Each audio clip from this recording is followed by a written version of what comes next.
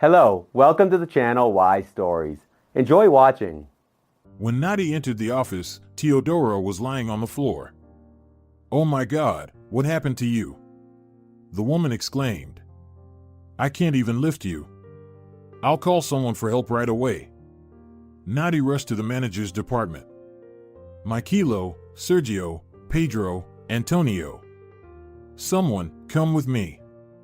We need your help urgently." Nati literally broke into the department, clearly showing signs that she was nervous. "What's happened? Can you explain properly? Don't you see how much work there is? If you leave your working place for a minute, Tobias Ray will report you. Then you'll have to explain for why you were absent from your workplace for more than 15 minutes and missed all the client calls." Sergio, the new manager in the department, protested. He had only recently started working there and was afraid of everything. "Come on, let's go quickly. Teodora is not well. She fainted. She's lying alone in her office. I can't even move her to Tobias's computer table," Nati exclaimed. Sergio jumped up and ran with her through the long corridor. He had been in love with the senior accountant from the very first day, but he never showed his feelings. She was a married woman, and her husband also worked in the same department. It was inappropriate to pay attention to someone else's wife. Sergio and Nati rushed into the office. The man lifted the woman onto his arms and carried her to Tobias's workplace. "Should we call an ambulance? Look at how pale she is. What if it's something serious?" Sergio asked, looking at Nati with concern. This wasn't the first time Teodora had fainted. Nati was aware of that. Once, when she came to deliver some reports to Teodora's office, she found her lying on Tobias's table. Her eyes were closed, but as soon as Nati approached her, Teodora responded immediately, saying that she was just tired, that there was no fresh air in the office. What a nonsense! The office always has air conditioning that adjusts according to the outside temperature, Nati thought to herself at the time, but she didn't say anything out loud.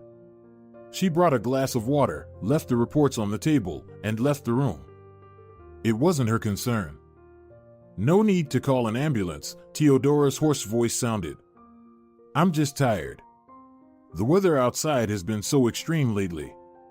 One day it's 30 degrees, and the next day there's rain and thunder. Anyone would feel unwell with such changes. Is Rodrigo still here, or is he out having coffee again? Tell him to come to me if you see him. We should go home, the workday is over. No need to stay late." "All right, Teodora. As soon as I see Rodrigo, I'll tell him to come to you," Nati said. "I've poured you some water. Drink it. I'll go make strong coffee with sugar. You can have some to stop the dizziness." The two girls left the office, and Nati went to the kitchen to make coffee while Sergio returned to his workplace. "Yes, Lucretia, see you later. I'll drop by tomorrow at the same time." Sergio heard Rodrigo's voice as he was leaving the chief accountant's office. In the office, everyone knew about their business conversations. Every day, Rodrigo visited Lucretia's office and spent several hours there. He was the only manager who was consistently absent from his workplace. Tobias Ray checked the cameras every day and mercilessly fined everyone except him. What fines could there be for work-related conversations with Lucretia? It was unclear what the chief accountant and the manager could talk about. Only Teodora, who was so naive, either didn't notice or pretended not to notice the office gossip, as if nothing was happening. What could one say? She didn't want to lose her job, and after all, her husband was not a stranger. They had lived together for 20 years, and everyone has their affairs, right? Affairs that are nothing special. Or perhaps she genuinely didn't notice. How could she keep track of everything? She had an entire department to manage. There was a lot of work, and rumors are just rumors. They are everywhere. "Your wife asked you to come to her office," Sergio said to Rodrigo, closing the door behind him in Lucretia's office. "She felt unwell, fainted. You should go and take her home." "What happened?" Rodrigo tried to look interested. Go, she'll tell you herself. Oh God, what's wrong with her again? When will all this stop? Rodrigo thought to himself as he walked to Lucretia's office. He also noticed that for the past 6 months, Teodora seemed constantly tired. She used to come home from work, cook, and tidy up the apartment. But now she had headaches, felt sleepy, and on weekends, she could hardly get out of bed. She would spend half an hour doing something in the kitchen and then go back to sleep. Maybe it's just seasonal or age-related. No one can understand what's going on in women's heads. He thought. Teodora, what happened again? Giorgio met her in the corridor. I heard from Giorgio that you fainted. Let's get ready to go home. Why are you giving orders? I'll finish my coffee and then we can leave, Teodora replied. My head started hurting because of the sudden weather changes. Don't you see what's happening outside? One day it's hot, the next day it's cold, and I have blood pressure issues, you know. I'm not made of steel, and I'm not young anymore. 20 minutes later, they left the office and headed home. Rodrigo held her hand, pretending to show concern. In reality, he was thinking about how much money from the family budget they would have to spend on doctors to find out what was wrong with her. I can't let this go unchecked. If she collapses completely, she won't be able to work, and we'll still have to pay for it. And I'm not getting any younger. My teeth are all treated and retreated over the years. It's time to start saving for implants, so I won't walk around like an old grandpa in 10 years. It won't cost less than $1 million, he thought to himself as he boarded the bus with his wife. They sat silently all the way home, not uttering a word. Teodora, are you still asleep? It's time to get ready for work. Will you prepare breakfast?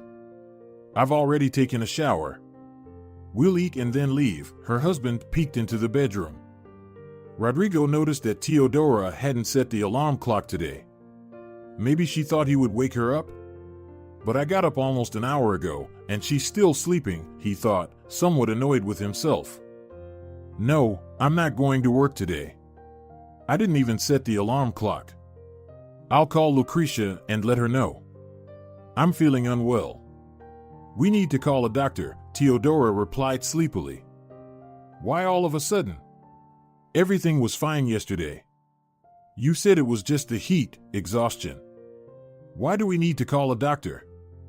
In Rodrigo's voice, there were hints of displeasure that he tried his best to conceal. Well, that's how it is, Rodrigo. I woke up, and everything was spinning, my head was pounding terribly. Maybe it's my blood pressure. Why don't you go and cook yourself some sausages and fry an egg for breakfast? I'll manage here on my own. Call a doctor from the state clinic if you must. The private ones charge around $2,500 just for a house visit. We can't afford to spend so much on doctors, Rodrigo insisted. I'll figure it out, Rodrigo. Have a good day. You can lock the door yourself, okay? Great, now I won't even have a breakfast. Fine, I'll eat out, he thought to himself.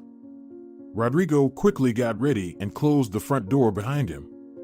Immediately after he left, Teodora called Lucretia and told her she was taking a sick leave and called for a doctor. The doctor arrived within half an hour. Where can I wash my hands?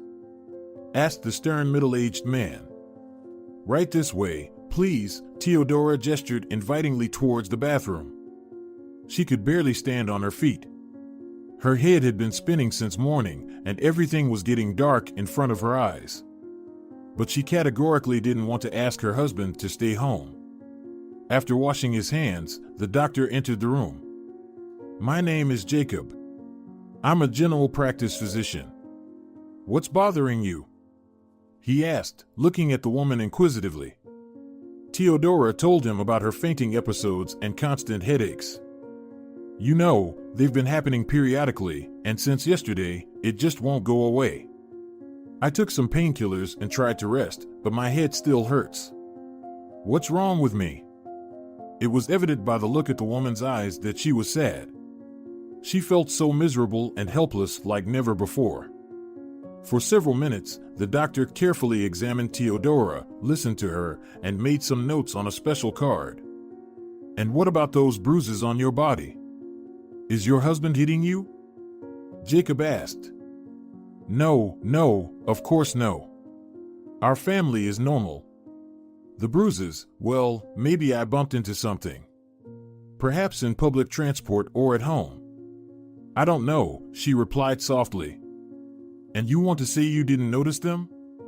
I don't believe it. Yes, of course, I noticed them. They appear and disappear. It happens to everyone. You understand the kind of schedule and pace of life we have. If I went to the doctor every time I had a bruise, I would have to quit my job and only focus on treatments. You said they disappear? Yes, they appear periodically. A few months ago, I had a couple of bruises, then they disappeared. Now they are back. But it's nothing serious, right? I can't give you a definite answer to that question. It's not my field of expertise. However, I can confidently say that bruises don't just appear and disappear for no reason. Most likely, there are blood-related issues. What exactly and how serious it is, a hematologist can determine. I'll write you a referral. You'll need to make an appointment, take the tests they assign, and then we'll see. Are things really that serious? Teodora, I told you only what I see. Dizziness, frequent headaches, fainting episodes, appearing and disappearing bruises, all of these indicate that you may have blood-related issues. Don't panic prematurely. Once you get the test results, everything will become clearer, and then you can decide what to do. The doctor went out of the apartment, leaving her in confusion with a list of referrals in her hands. For the first time in a long while, she was genuinely scared. What if it's really something serious, she thought to herself. On the internet, she found the clinic where she was referred to. Luckily, she could get an appointment with the hematologist tomorrow. To gather strength, Teodora lay down to sleep again. She felt a sudden exhaustion right after the doctor left. Never before in her life had Teodora eagerly awaited a Friday like she did now. This day was supposed to be decisive in her fate. Exactly a week ago, she visited the hematologist and underwent all the necessary tests. The results were due today. Deep down, she hoped that the doctor's worst predictions would not come true. For a week, she couldn't sleep peacefully, dealing with sudden headaches and her thoughts. What if he wasn't wrong after all, and the preliminary diagnosis turns out to be true, she wondered on her way to the clinic. Her condition had been stable during the week, but occasional weakness would wash over her, making her lie down to rest immediately. During these days, Teodora slept almost twice as much as usual. Rodrigo's behavior bothered her. She felt it. He tried to leave home very early and return late, so as not to face his wife unnecessarily. During that time, she didn't even wonder where he spent his time. She didn't care about it. The only thing that mattered to her was her health. When the hematologist shared his assumptions with her, everything else became insignificant and utterly inconsequential. She entered the doctor's office with wobbly legs. It was obvious the doctor was worried. "Well, Gilberto, are the results of my tests ready?"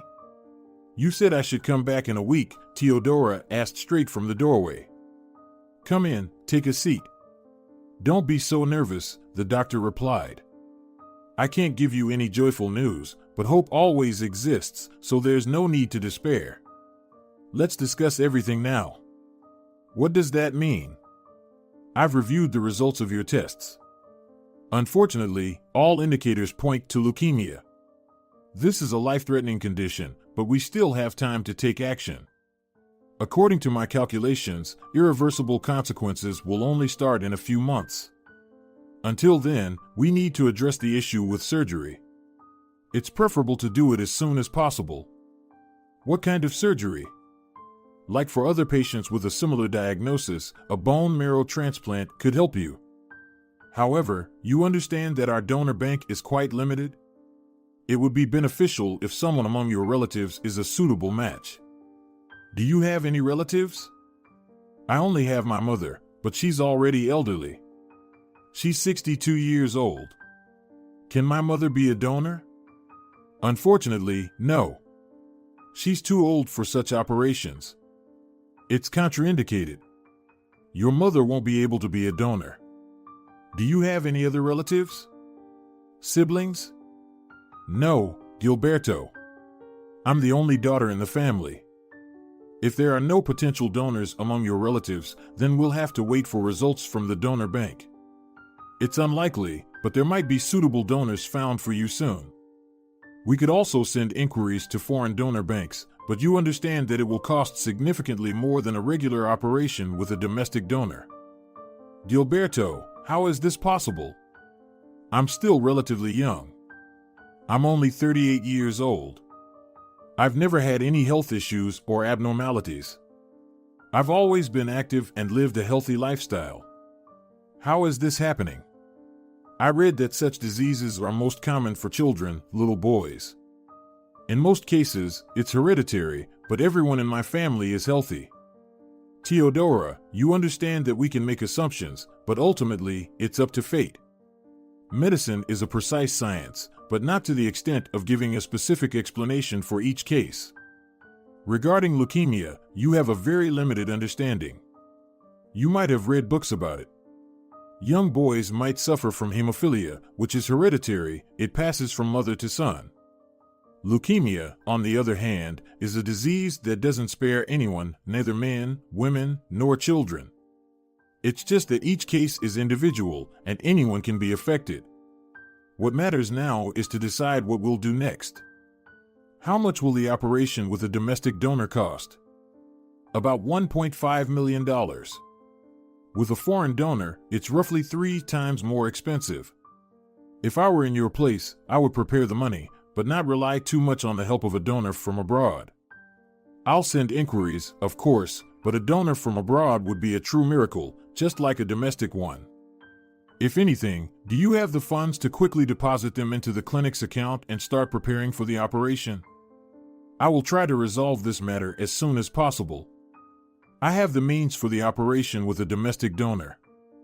Then, make an appointment for the next examination. I need to monitor your condition. If your health deteriorates, you might need to be hospitalized. I will send the requests to the donor banks today. As soon as there's any information, I'll let you know. Already on her way out of the office, Teodora suddenly decided to ask that one question to find out the thing that now was her mind constantly. Gilberto, tell me, what will happen if we don't find a donor? I'd rather not discuss it. Let's hope for the best.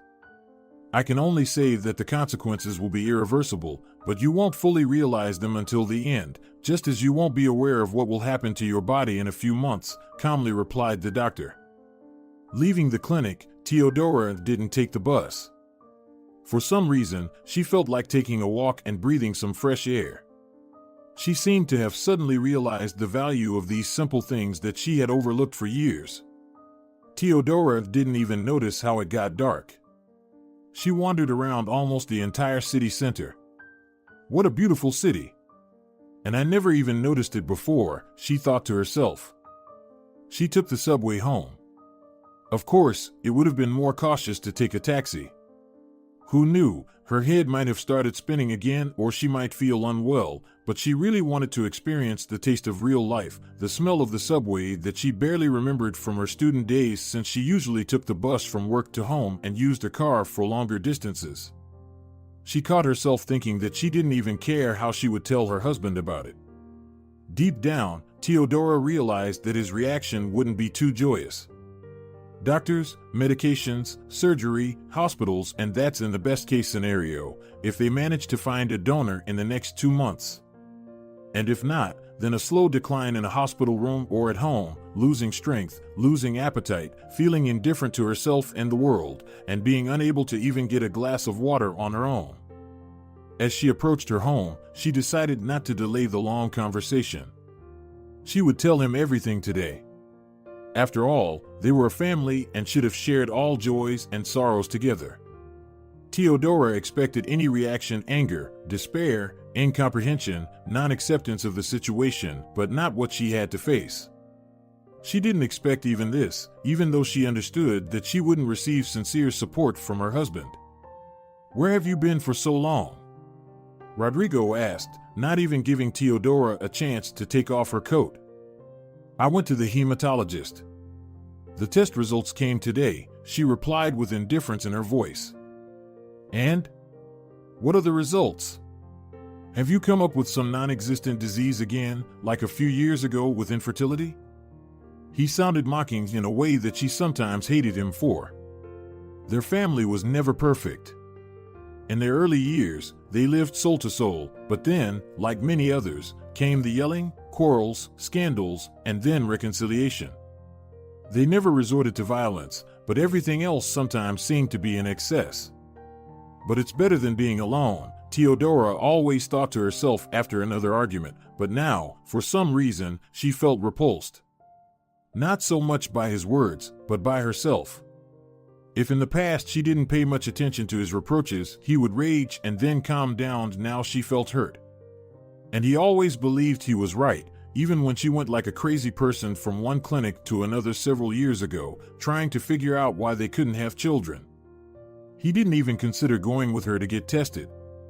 The idea that the problem could be with him never even crossed his mind. "So, what about me? What could possibly be wrong with me? I'm perfectly fine. It's you women who always have some issues with these things. A man is a man. What could possibly be wrong with his health?" He responded more or less like that every time Teodora asked him to get tested. At that time, several doctors all said the same thing about incompatibility, but he seemed not to hear her, or rather, simply didn't want to hear it.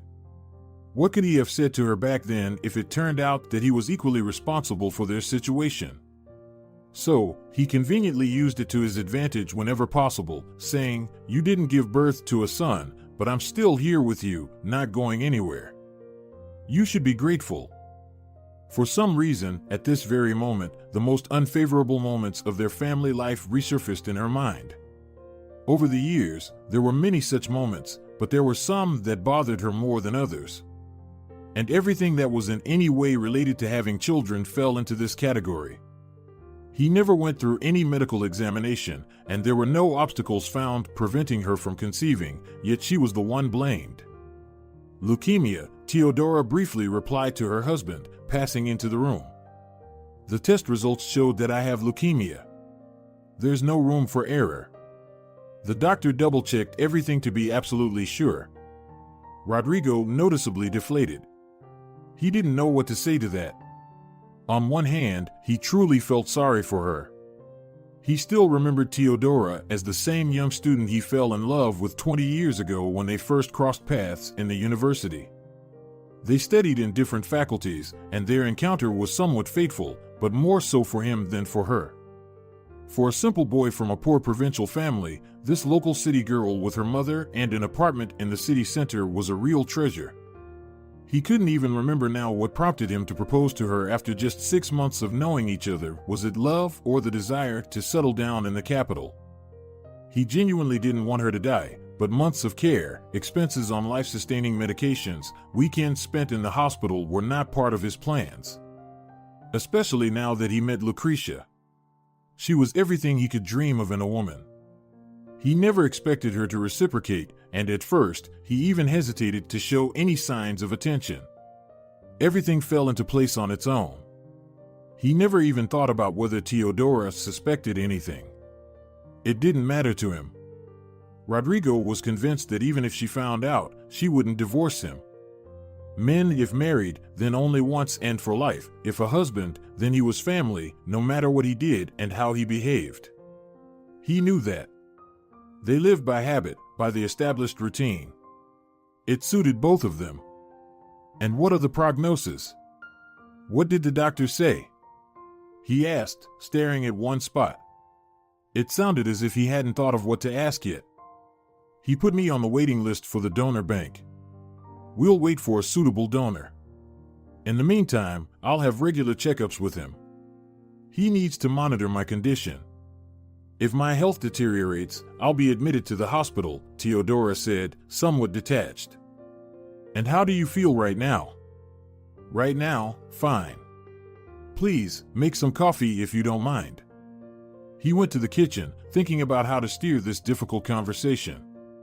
How much longer will she live if they can't find a suitable donor? 3 or 4 months? Half a year? But she wouldn't be able to live on her own. In a month, she'd start getting weaker and would need care.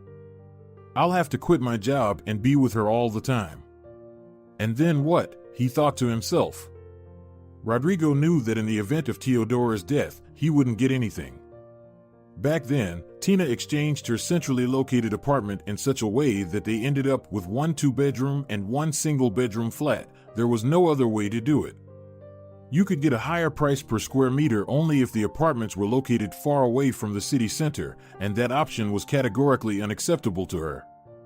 She gave the 2-bedroom flat to Teodora, but it was more of a conditional arrangement on the perspective when she gets married, if they have children. They moved into this apartment right after the wedding, but Tina put it in her name only. She didn't particularly like her son-in-law, but she had to accept her daughter's choice. Rodrigo still remembered that overheard conversation. Teodora, is he not from around here? Tina asked, concerned when they went to the kitchen to make coffee. It was the day they met his parents. No, Mom. Why does it matter? The main thing is that he's a good person, Teodora replied, head over heels in love 20 years ago. Since then, her mother-in-law's attitude hadn't changed. She almost never visited them. To avoid crossing paths, Tina tried not to talk about her daughter's husband in front of her. She didn't want to argue. Now was the moment. I'll ask directly. What do I have to lose? Rodrigo thought to himself. Teodora, your coffee is ready, he said, bringing the tray into the room. Listen, there's something I wanted to ask you. Did you ever talk to Tina about transferring the apartment into your name? Teodora understood what this question implied, but she didn't expect such blatant audacity. She thought he would at least have enough conscience to stay with her until the end, at least for the sake of the previous 20 years of their life together, for the fact that she opened the city to him, helped him settle down in a foreign city. For the fact that thanks to her and her mother, he didn't have to return to his provincial town after graduating from the institute due to a lack of money for rent and living expenses, but apparently it wasn't enough for him. Why? How does that change anything? She pretended not to understand what he meant and replied. It changes a lot, Teodora, you know that very well. You understand what life awaits us in the next 6 months. I'll have to quit my job to take care of you. Soon you won't be able to take care of yourself. If you don't find a donor, it'll be at least 6 months. And if you do find one, then there will be the operation, recovery, all of that not only costs money but also time. And yes, sorry for being so upfront, but if all the efforts and money end up being in vain, do I still have to leave and be on the street? Rodrigo didn't explicitly mention what would happen if she died, but everything was already more than clear. Due to the headache, she didn't fully comprehend what was happening, so she couldn't react immediately. They stayed silent for about 10 minutes, after which Teodora said, So, all these years you've been with me because of the city and the apartment, right? Teodora, why are you exaggerating everything? My goodness. You're picking a fight out of nowhere, asking questions, interrogating. Of course not. Just try to understand me too. I need guarantees that I won't be left without a job and without a roof over my head. Wouldn't you be concerned if you were in my place? It was obvious he was angry and dissatisfied. No, Rodrigo. I would be concerned about what I can do to save my loved one, what I personally can do for that. But apparently, you no longer consider me your loved one. You're living with me out of habit and because you have nowhere else to go, she said so easily, surprising herself with her words. She would have never said something like that out loud before. What are you saying, Teodora? That's not what I meant at all. Of course, you're my wife, and I love you, and every family has arguments. Are we worse than others? Calm down. Everything will be fine, Rodrigo tried to embrace her. It wasn't advantageous to argue right now. He did his best to smooth over the sharp edge that he had unintentionally revealed. I won't ask my mom to transfer the apartment to me. It will remain her property until my death, or we'll sell it to pay for the donor's services, the operation, and subsequent rehabilitation, Teodora said calmly but firmly. These words infuriated Rodrigo. He slammed his fist on the coffee table, causing the coffee to almost spill from the cup, and then yelled, "Well, sorry, my dear. In that case, I won't be carrying pots for you for 6 months. I don't want to end up a jobless beggar and roam around railway stations in search of food. And I don't want to return to my remote village either. After all, I'm not a kid anymore, I'm 38 years old. I want stability and confidence in my future. Depriving me of that is at least unfair." He stormed off to his room and packed his suitcase. When he left the apartment, Teodora was already asleep. The next day, together with her mother, they changed the locks. "Hello. Aren't you happy to see me?" Rodrigo looked surprised when he saw Lucrecia. "Welcome your dear guest. I did what I promised you a long time ago." Lucrecia was genuinely shocked. She couldn't put her emotions into words. When they occasionally went to her apartment during work hours to have a proper lunch, she couldn't even imagine that he would remember her address and show up here, especially at such a late hour. "What happened? Why have you turned into a statue? Are you really not happy to see me?" Rodrigo had already crossed the threshold with his suitcase. "Come on, let me in, I'll tell you everything." Well, I don't know." "Yes, of course, come in, it's just that all of this is so unexpected," she finally managed to say. "What happened?" "I left my wife. Now we can live together without having to hide from anyone. Remember, it's what you wanted. We've talked about it so many times, and I never made up my mind, but now I have," he said.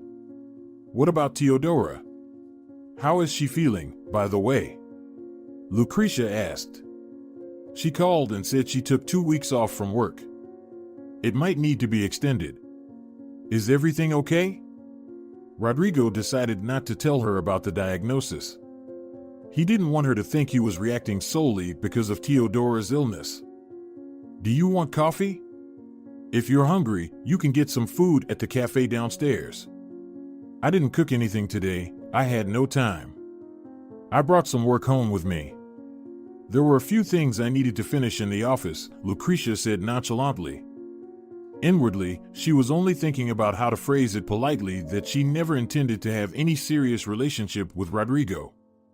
Of course, she asked him when he would leave his wife and made plans for a future together, but it was all just for show. All mistresses asked those questions, otherwise, what kind of mistresses would they be? Giving the impression of being interested was one of the main strategies in their game.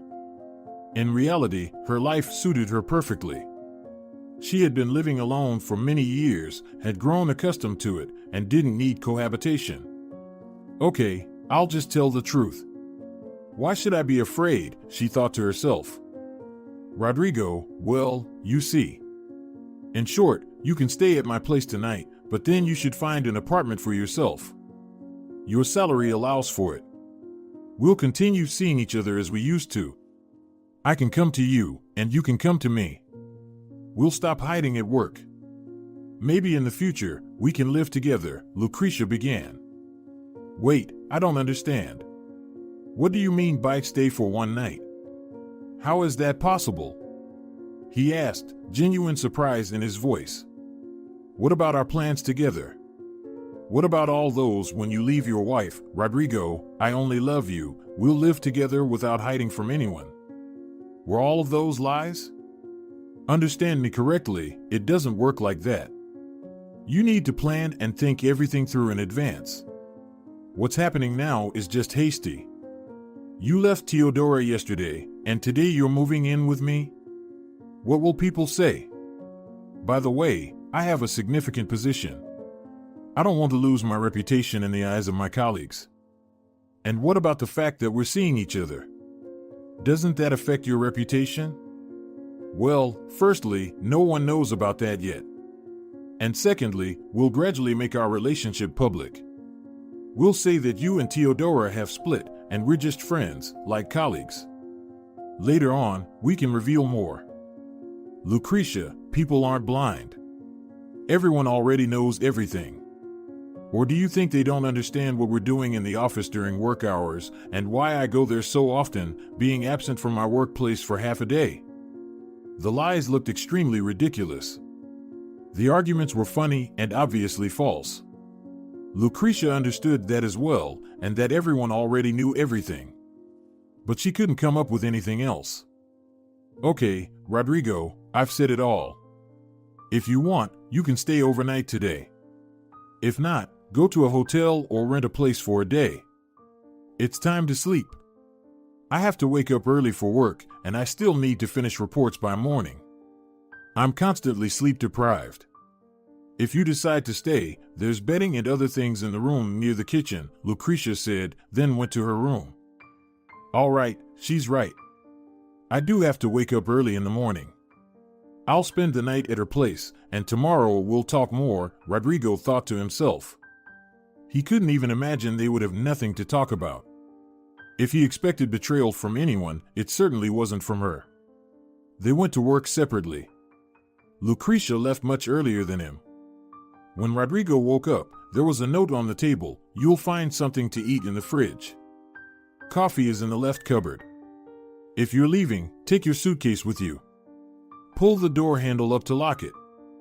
She didn't leave him any keys. It was clear she didn't expect him to return. Damn. I need to find another place to leave the suitcase so that no one at work asks unnecessary questions, he thought to himself. Rodrigo called several hotels near Lucretia's place. The prices were very high, and there were hardly any available rooms. Only one was left. He took his things there and headed to work.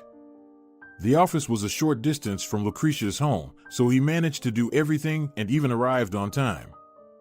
Rodrigo, come to my office, Tobias approached his workstation. I need to have a very serious talk with you. I wonder what the boss needs from me. I didn't even arrive late for work today. What could they possibly have to complain about? Rodrigo thought to himself. The request made him nervous, but he tried his best to appear perfectly calm. Tobias, may I? He said, slightly opening the door to the office. You should knock before entering, the boss replied. Come in and close the door behind you. I'm all ears, Tobias.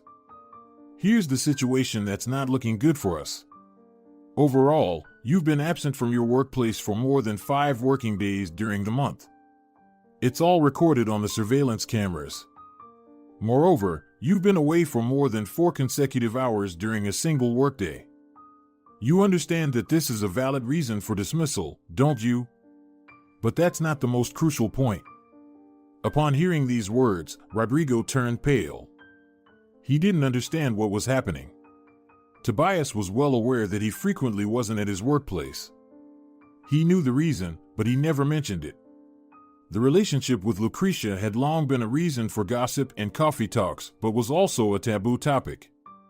Now look at the statistics of your personal sales of components for the last quarter and compare it to how much you've sold personally this quarter, Tobias continued, laying out printouts with graphs on the table. Your results have dropped exactly 3-fold, which is the most unsatisfactory performance within the department. Not to mention that we solely process incoming requests, and you've missed exactly 100 of them this month. You haven't answered some incoming calls for several hours, which resulted in numerous complaints to the support and quality control hotline. What do you have to say in your defense? Tobias, but you know everything yourself. What do you want to hear from me? Lucretia often called me to discuss profits. What are you talking about? What profits? Do you even have an idea of what the chief accountant does? Stop lying and twisting the truth. He indeed had a rather mediocre understanding of what the chief accountant did and what responsibilities he had, just as he did about the entire accounting department. He didn't even know what his wife Teodora was responsible for. He blurted out the first thing that came to his mind, and it was a terrible blunder. Will you write the resignation yourself, or should we proceed with the dismissal? Tobias looked sternly at the crestfallen Rodrigo. What? What dismissal?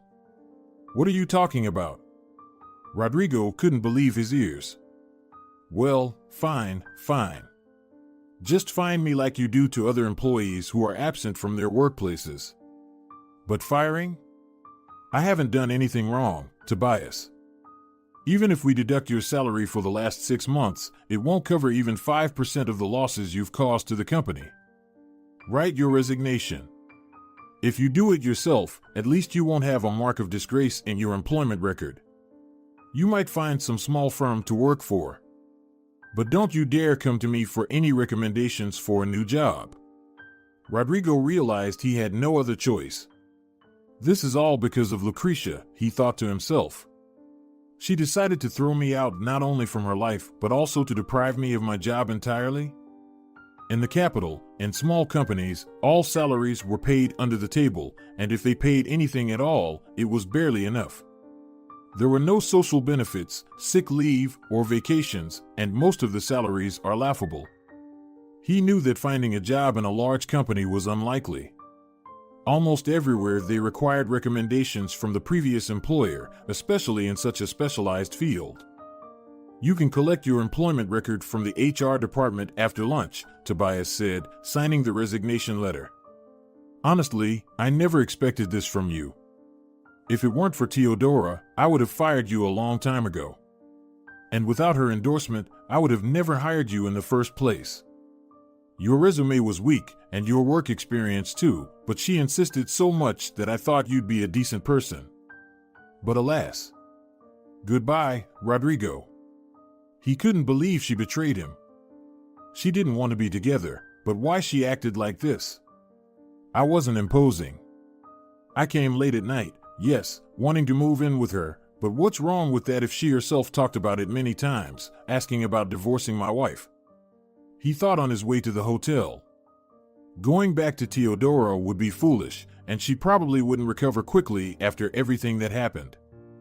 Rodrigo was ready to do anything to avoid the difficulties he hadn't faced in many years.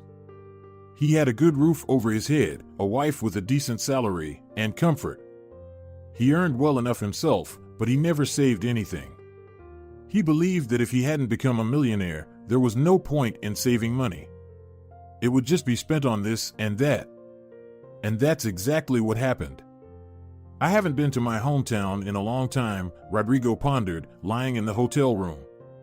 It's time to visit my mother and sister. He opened the site, checked the tickets, and found a departure at 3 p.m. By 7:30 p.m., he was already there. Fernanda, it's your brother. Aren't you happy to see me?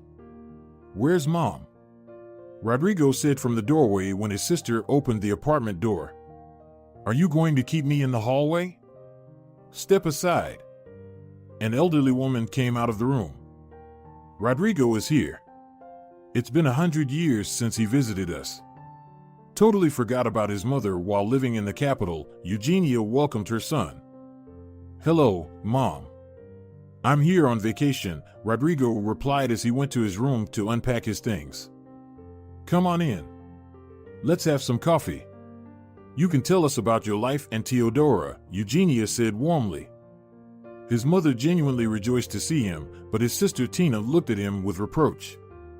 She knew what kind of person he was, but her mother always felt sorry for him, though Tina had no remaining familial feelings for him and was not happy to see him, making no effort to hide it. Mom, let's look at the situation realistically. You won't be able to sell the apartment so quickly, Teodora tried to explain her thoughts to Tina. We need to find the money elsewhere or be put on the waiting list for a domestic donor.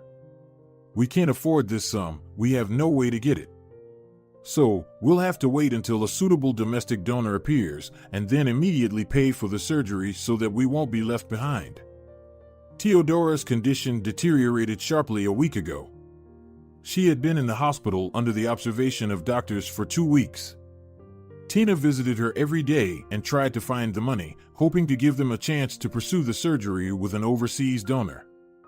The doctors no longer gave any hopeful prognosis. If anything, the chances were diminishing every day. Teodora was growing weaker.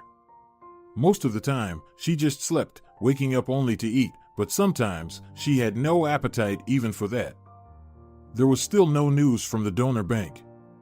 The doctor warned that the registry was small, the number of new donors was not only limited, but also not all of them would be suitable. Deep down, Teodora held on to hope, but with each passing day, it seemed more like an illusion. It's hard to admit to oneself that you are doomed. Perhaps it's the most difficult thing a person can face. Rodrigo never called once, not even to inquire about her well-being. Teodora was sure he would return, as he had nowhere to go in the capital, and he couldn't just erase 20 years from his life. She hoped that his words about pots and the apartment were said on impulse, that he didn't really mean it. He was just hurt that after all these years, he still couldn't build a successful career. He wanted guarantees, and she could understand that. Teodora felt sorry for her husband, and he just disappeared, forgetting both her and the years they spent together. He was still considered her close relative by law, but in reality, he was already no one. She tried not to think about it. She couldn't handle it. In the last days, everything boiled down to waiting for a donor. The illness progressed, and there was nothing she could do about it. What if we put the apartment up as a loan deposit, or sell it and repurchase it later? I heard about that, Tina Tobiasovna suggested. Mom, what loan deposit? What repurchase? What are you even talking about? Teodora replied. At best, you'll get 30% of the apartment's value. If you find someone to quickly buy it, they'll offer the lowest price. Besides, all these organizations and so-called investors are full of criminals, and you know that. Do you want to get involved in something like that? We must do something. The woman couldn't calm down. Maybe we should apply to the bank. They do provide loans against real estate. Oh sure, and then how will we repay it? Don't forget that even though I continue to receive my salary on sick leave, it's definitely not enough to cover such a loan. And if the bank agrees to give such a sum, it'll be at very high interest rates and for a short term. No, Mom, these options won't work out. We need to come up with something else, Teodora replied. Tina looked at her in amazement. Despite her condition, Teodora could still think, consider different options, analyze and reject unprofitable choices. Anyone else in her place would have panicked long ago, thrown a fit, and only talked about the inevitable end. Any person would agree to give up not just the apartment but everything they had for life, but Teodora managed to think even in such a complex situation, worrying not only about herself but also about the family property for which her mother and father had worked their entire lives. Knock, knock, can I come in? A man with fruits entered the room. Teodora, look, Sergio came. Tina said cheerfully. He had been visiting her frequently since he learned about her illness. Rumors spread quickly in the office. The bad news reached their department about a week after Teodora went on sick leave. He wanted to call her on the first day, but then he thought it would be inappropriate. After all, she was a married woman, and both she and her husband probably wouldn't appreciate a stranger getting involved in their lives through his help. But when Rodrigo was fired, Sergio decided to at least find out if she needed any financial assistance. After getting her number from Lucretia, who surprisingly gave it to him without contacting Teodora first to check if it was appropriate, he called her the same evening. It turned out Rodrigo was not around, and her health was gradually worsening. The day after their conversation, she was taken to the hospital. Teodora, how are you feeling? I brought you some fruits. I don't know, ask the doctor if you can eat them. I wouldn't want to make things worse with my good intentions, Sergio said with a touch of genuine concern in his voice. By the way, I have some news for you. I'm not sure yet if it's good or bad. You'll decide on your own. Tell us, Sergio. Right now, we need good news like breathing in the air, Tina smiled. If she didn't immediately harbor any sympathies for Rodrigo, Sergio, for some reason, impressed her from the first moment they met. They had known each other for a short time, yet Tina already made it clear that she wouldn't mind if something developed between them and Teodora in the future. Teodora herself hadn't even thought about it. She was undoubtedly grateful to Sergio for his support and friendship, but nothing more. Deep down, she was constantly thinking about Rodrigo. Could it be true that 20 years ago, he proposed to her just for the apartment and had been living with her all these years only to avoid going back to his small town? These thoughts haunted her. How could she have been so wrong about a person? I sent letters to several charitable foundations, explaining our urgent and critical situation, emphasizing how crucial it is for us to have the opportunity to undergo the operation with a foreign donor. Additionally, I wrote a letter to the program Heavy Human Fates. They often help raise funds for surgeries and treatment for seriously ill patients, Sergio continued. Oh, come on. That's all a scam. They pay money to the audience just to come to the studio, tell their stories, and boost their ratings. Do you want us to make fools of ourselves on national television? Tina clearly didn't like Sergio's suggestions. First of all, you've misunderstood everything. And secondly, you are absolutely wrong. What's wrong with us going on that program to save Teodora? On the contrary, it could help us raise a substantial amount in a short time. And lastly, Tina, nobody has replied yet, no one has made an offer, and no one has invited us anywhere. We just need to do something. I can't sit idly by, Sergio responded. Sergio, thank you so much for your support, for being there, for everything. You're not just a good person, you're a true friend who won't abandon us in times of trouble, Teodora said, looking at him with genuine and sincere gratitude. Their conversation was interrupted by a doctor entering the room. Hello. I have good news for you. Tina, come with me. We need to talk, said Gilberto. The woman left the room and followed the doctor. We received a response to our application. There's a donor from the foreign database, Gilberto said without preamble. But you understand that we are not alone in this. There are other people who are also eligible for the operation with this donor. To reserve the donor for yourself, you need to pay at least 20 to 30% of the total cost. That way, we can perform the operation a week after all the necessary paperwork is completed and the donor material is delivered to our country. But you know that we don't have the full amount on hand right now. We only have a portion. What if we pay the deposit, but we can't find the remaining funds? Tina asked. Then you'll have to decline the operation, and the donor material will be assigned to another patient. Make your decision. There's no time for hesitation. I need to talk to my daughter, Tina replied.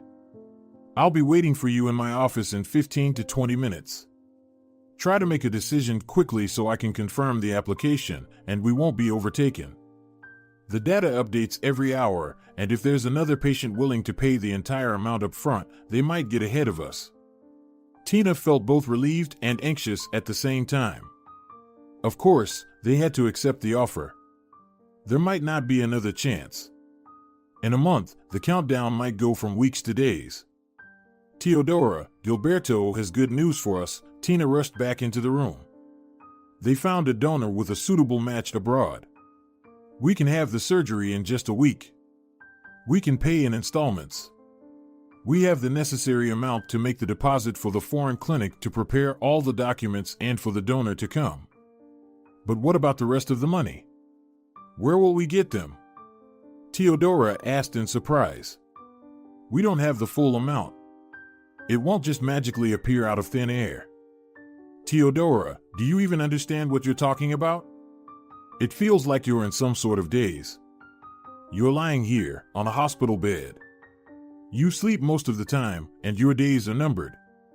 What sums? What money? What are you even thinking about? Tina was getting visibly angry. If needed, I can put our apartment up as a loan deposit. So be it. We'll live in a smaller one. It's not a big deal. Yes, we might lose some money, but I only have one daughter, Tina said.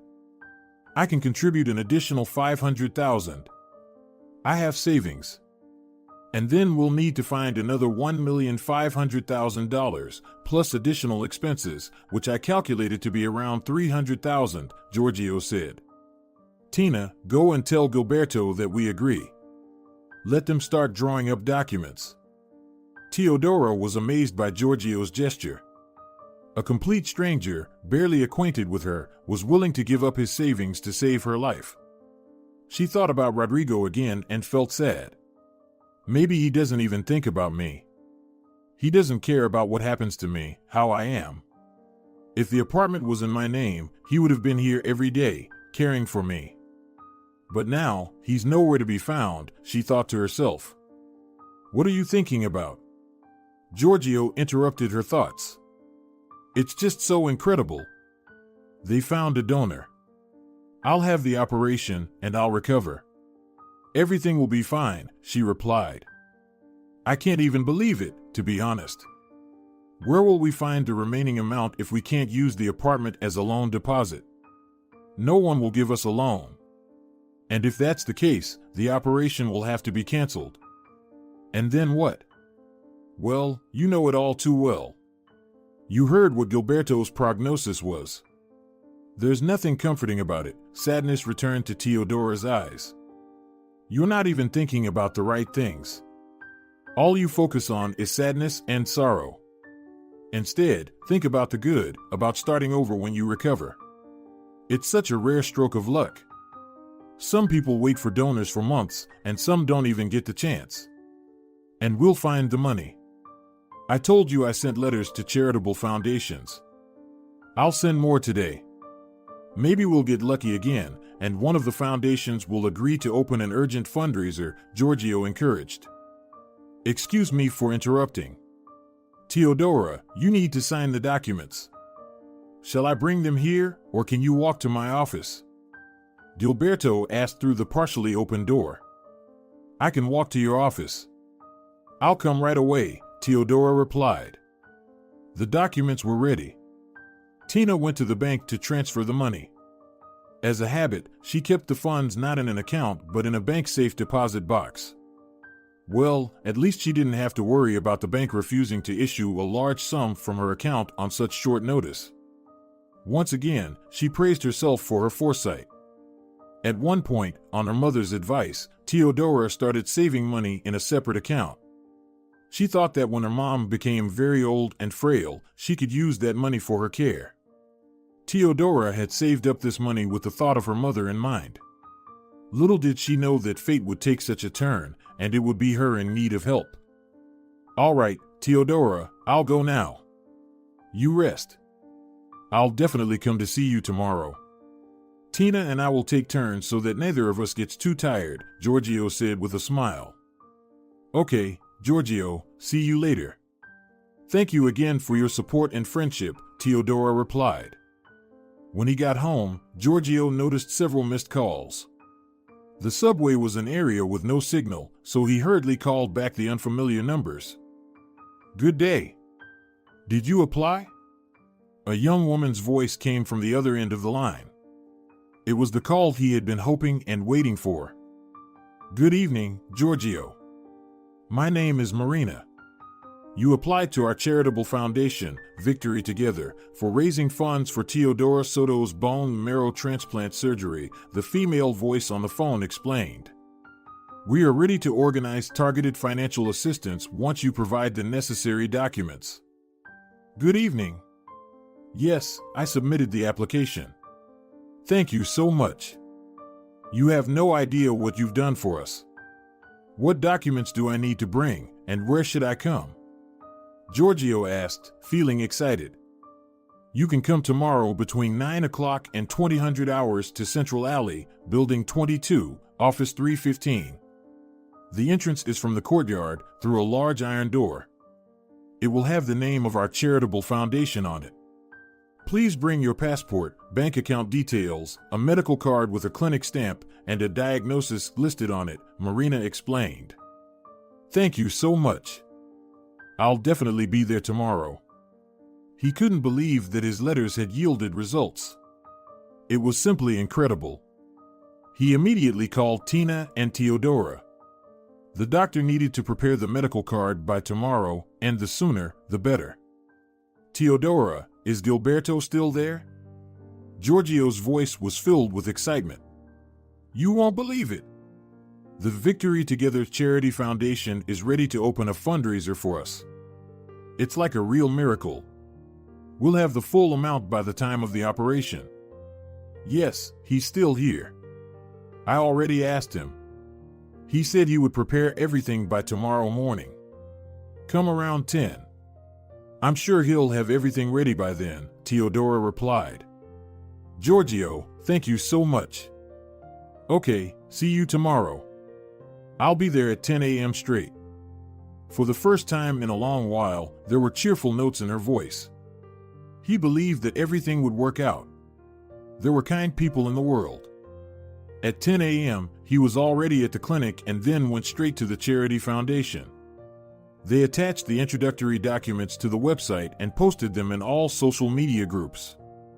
Can you tell me, have you already tried raising funds through other charitable foundations? Or maybe you attempted to gather money through social media independently? The staff member asked. No, I thought about starting to raise funds on my own, but then I decided that it would not only be too risky, but it would also be unlikely to gather the required amount in such a short time. You know how many scammers there are out there. I trust official organizations more, Giorgio replied. You did the right thing.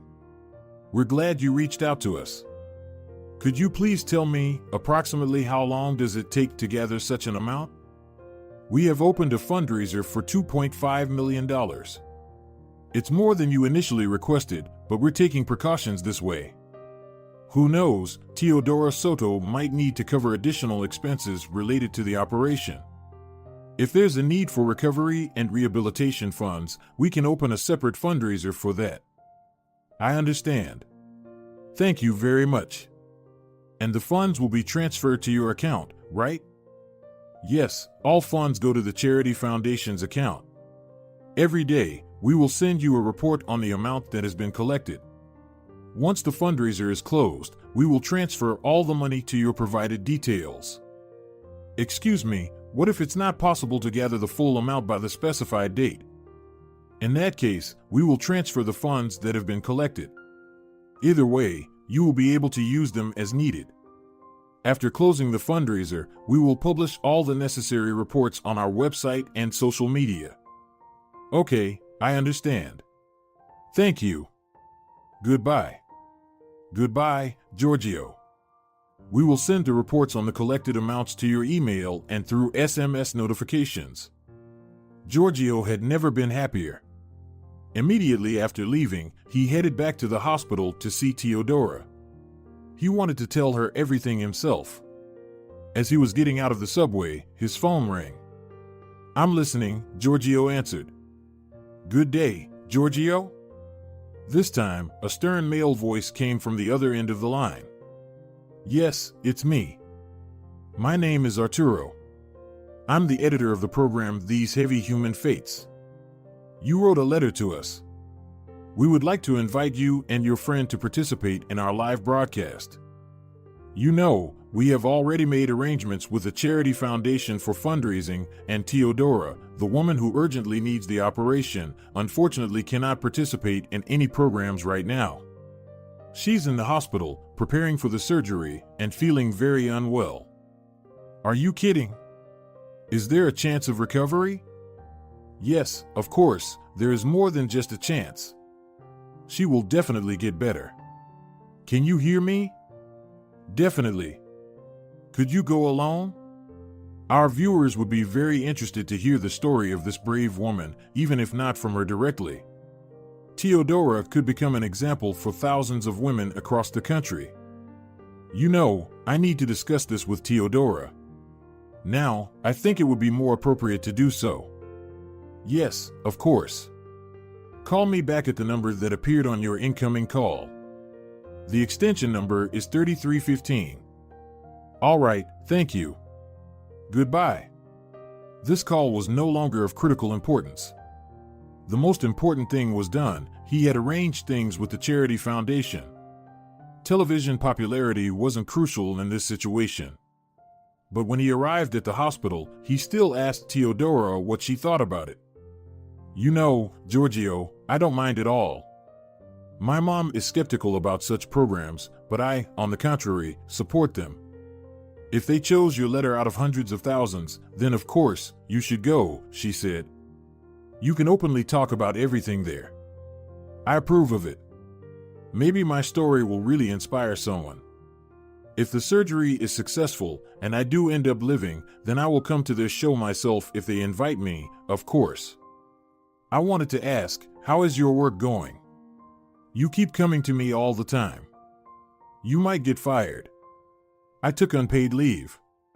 Listen, what difference does it make? Let them fire me if they want. It's not like it's my first job. Of course, it will be unpleasant if there's a note of dismissal in my employment record immediately after the probationary period. I only started working there 4 months ago. But it's not critical. I have a lot of experience. I'll find another job if needed. Right now, the most important thing is you and your health. Teodora's mood improved with each passing day. She seemed to have started hoping for something better and brighter in her life, something she hadn't had for many years. And it wasn't just about her health. The week flew by like a single moment. The charity foundation managed to raise not only the required amount for the second payment of the operation, but even more. After Giorgio appeared on the TV program, compassionate viewers sent money to the foundation's account as well.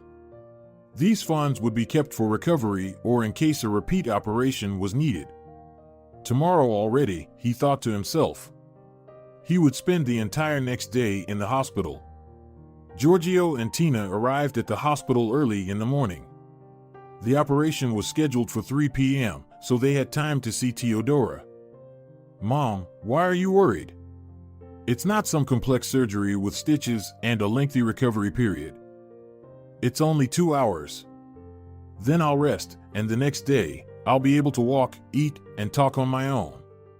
Everything will be like before, except I'll feel better than I have in the past few days, Teodora comforted Tina. She wasn't afraid at all, that was true. What did she have to be afraid of? The last few days were a distant memory for her, constant headaches and sleep. Sometimes she couldn't even wake up to eat. She felt so weak. Chemotherapy had negatively affected her condition.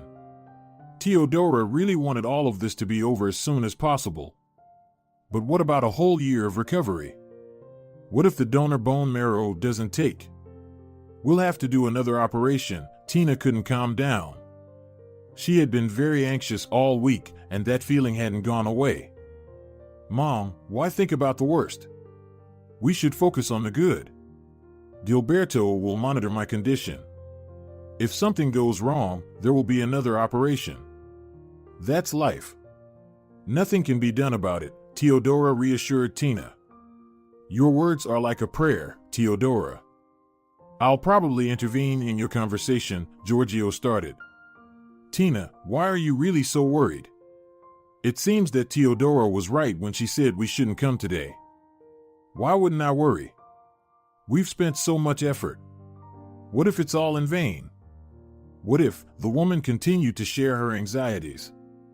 Tina, may I talk to Teodora alone? Giorgio asked.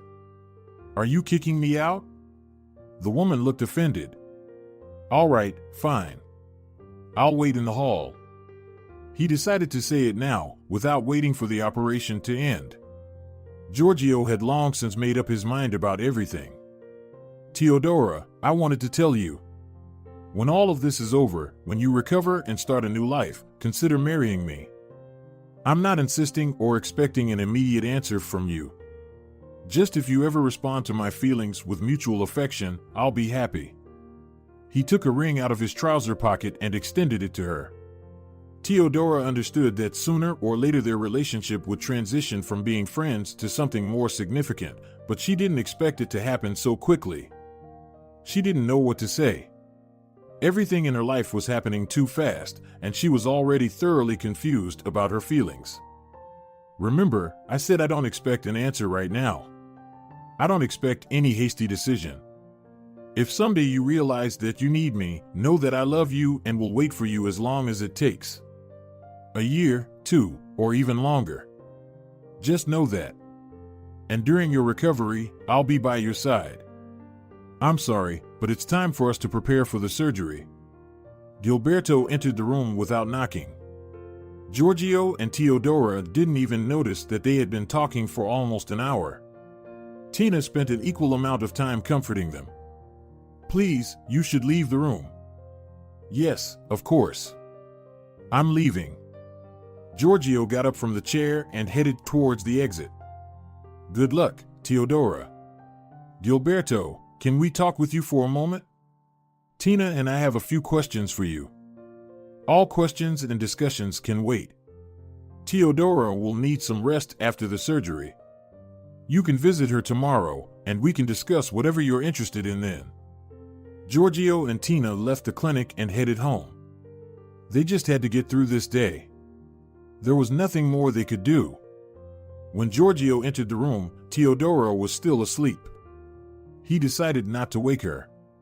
It was hard to imagine what she had been through yesterday. Tina and I were constantly thinking about ourselves, our worries, and anxieties, and for some reason, we never really thought about what she was feeling. Not in terms of physical well-being, but how she felt deep down, he thought to himself. He wanted to hear the truth from Gilberto, and nothing but the truth. Normally, doctors don't tell everything to mothers and close relatives to avoid premature panic. But he needed to know everything exactly as it was. Gilberto, may I come in? Sergio partially opened the door. I told you yesterday that I really need to discuss Teodora's condition with you. I want you to tell me the truth, exactly as it is, without sugarcoating anything. Please, have a seat. Gilberto gestured for him to sit. I am a doctor, and telling the truth is my direct and immediate duty. I have no intention of hiding anything from you. I never even considered doing so. How did the surgery go? Will she survive? You must understand that the donor bone marrow is not a direct match, so the success of the surgery doesn't solely depend on the procedure itself, but also on the engraftment of the donor material. I will be monitoring Teodora's condition for the next 3 months, during which time she will most likely remain in the hospital. It may even take longer. Rejection of the donor material can occur even after 6 months. We need to be prepared for that. And what happens then? In case of rejection, we'll have to repeat an operation. We already have an arrangement with a foreign donor. I explained the situation when I was in the early stages of negotiations, so we have a donor for a potential repeat operation. In this case, you will only need to provide the necessary funds. The repeat surgery will cost approximately the same, but let's not speculate and, even more so, expect the worst. We should hope for the best. I've done everything I could.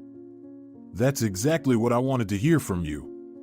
Tell me, can we visit Teodora just like before? Yes, of course. But in the first few days after the surgery, it's better to limit the visits. She needs rest and tranquility. Sergio felt relieved. Gilberto's words gave him hope. Now he was confident that Teodora would live. That was the most important thing. Did you wake up? Sergio asked quietly as he entered the room. Yes, I'm awake, Teodora replied with a smile on her face. How are you feeling? Well, not bad. The only thing is that I'm feeling weak, of course, but Gilberto said it's normal. I need more sleep and rest. Yes, he's absolutely right. I won't stay long. I'll come to see you every day. Tobias Ray called. He asked me to urgently end my leave and come to talk to him. He's probably planning to fire me. Why do you think that? You've only been away for 2 weeks, and you informed him and submitted the paperwork. Everything's official. On the other hand, Lucretia will probably fire me. Well, she won't wait for a year until I return to work. Her whole department would collapse. Have you talked to her yet? What? When? I haven't had time for that. Anyway, I need to rest. My head is throbbing, and everything is blurry before my eyes. When you talk to Tobias, please call me, okay? Sure, I will. I'm gonna go. Giorgio hadn't expected this reaction from Tobias. It turned out he knew everything about Teodora's situation and how Rodrigo had treated her so unfairly. How does everything become known in the office so quickly? It's like people come here not to work, but to drink coffee and gossip, he thought to himself with a smile, listening to his boss's sympathetic tone. Tobias didn't fire him. On the contrary, he offered the optimal solution Giorgio had already been considering but hadn't dared to ask for. Managers could work on a rotating schedule, albeit at half the salary, but with job security. 2 days of work, 2 days to visit Teodora and take care of her. On the remaining days, Tina could visit her. It was hard to come up with anything better in this situation. Lucretia didn't resort to cruelty either. A week after the surgery, she contacted Teodora herself and offered her the option of working remotely after the main rehabilitation period. In just 3 months, Teodora could return to work. You see. And you were worried, saying, she'll fire me. Tobias is a decent person, he understands everything. As you can see, our team don't abandon honest and loyal employees in a time of need, Teodora smiled. Thank you for coming. It seems like you don't have any days off. Maybe you should take a break? No, I'm not tired, Giorgio waved it off. Listen, there's something I wanted to ask. He paused because he didn't know how to say it. Well, go on. What is it? What will you do about Rodrigo? After the rehabilitation, I should definitely file for divorce to avoid unnecessary paperwork later on. And after everything I've been through, I've realized that I want to be free. Can we do it remotely? I wonder. We don't have children, and there are no property claims either. We should get divorced. I'll find out. Actually, I was just asking. What if he comes back and asks for forgiveness? No, he had the opportunity. He never took it. Now I'm not ready to forgive him. Just tell me honestly, did you know about his affair with Lucretia?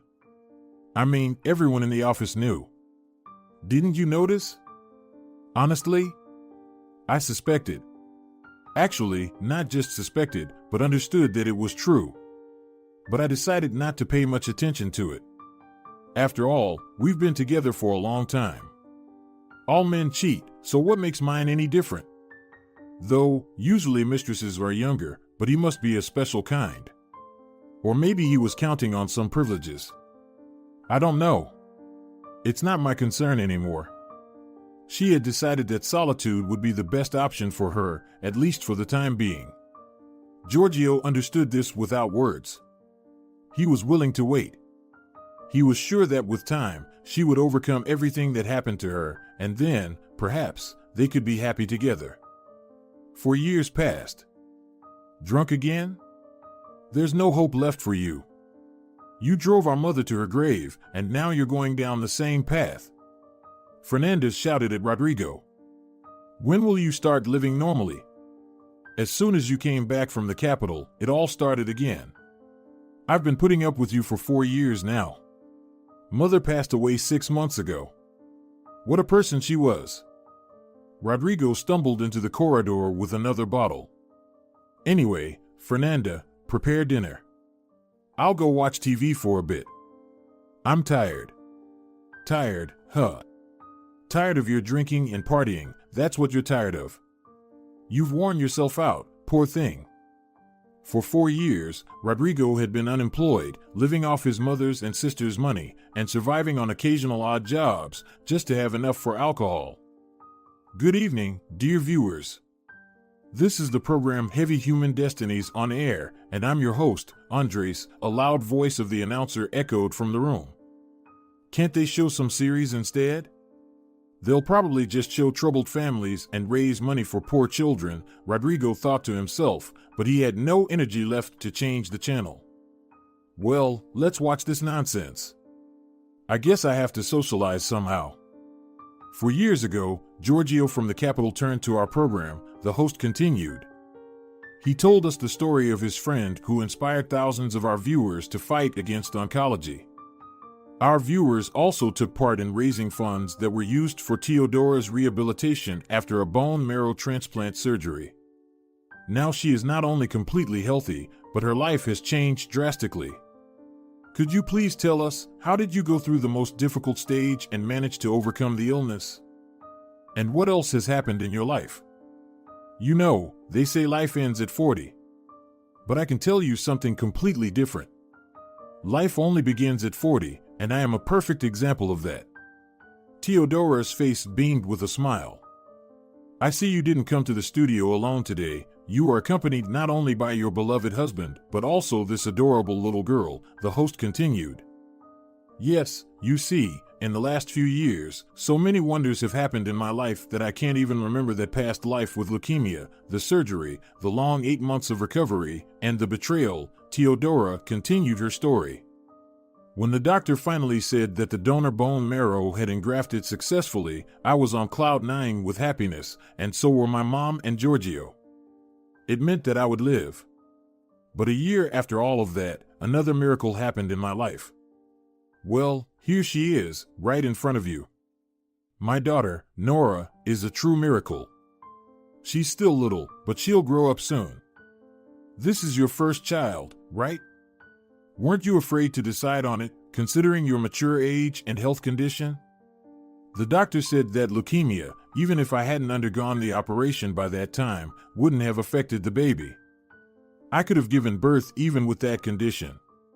But fortunately, I became pregnant when I was already healthy. Yes, Nora was a much wanted and long-awaited child. In the 20 years I lived with my ex-husband, unfortunately, I couldn't become a mother, but I really wanted to. You mentioned betrayal.